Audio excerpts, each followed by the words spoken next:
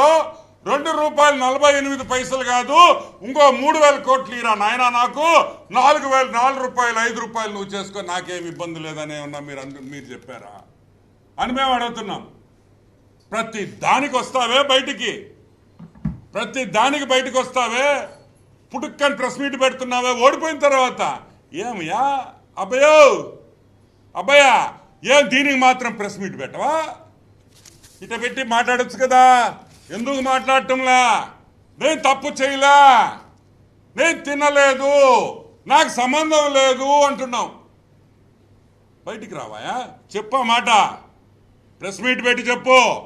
ఇంకొక విషయం కూడా అడుగుతున్నాం, నువ్వు నిజంగా తప్పు చేయకపోయి ఉంటే మా పొన్నువోలు సుధాకర్ రెడ్డి, మా Nellore Ponnavolu Sudhakar Reddy hot shot lawyer America పంపి పో.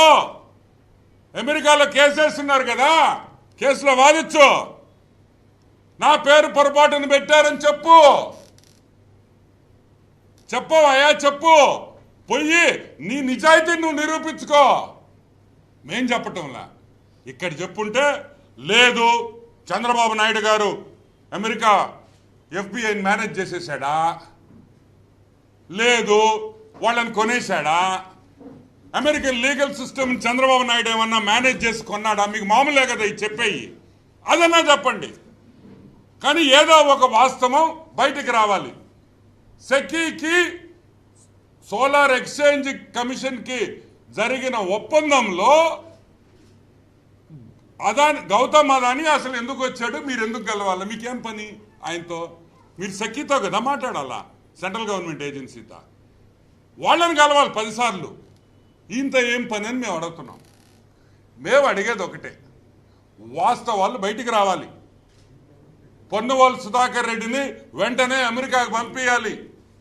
అక్కడ జరిగే కేసులో జగన్మోహన్ రెడ్డి కూడా వెళ్ళి దాంట్లో నేను కూడా నా పేరు కూడా చెప్పున్నారు కాబట్టి, నా నిజాయితీని నేను నిరూపించుకోవాలి కాబట్టి నన్ను కూడా దీంట్లో ముద్దాయిని చెయ్యండి.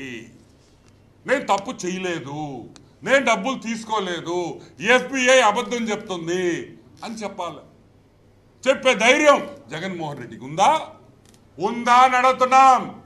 Can you go to the US లో పోయేదానికి నీకు భయం ఉండొచ్చు, ఎందుకంటే వాళ్ళు ఆ పోలీసు వాళ్ళు మంచోళ్ళు కదా. ఆ అమెరికా పోలీసు వాళ్ళు డేంజరస్ వాళ్ళు టపక్కని వెనక చేతులు కట్టేసి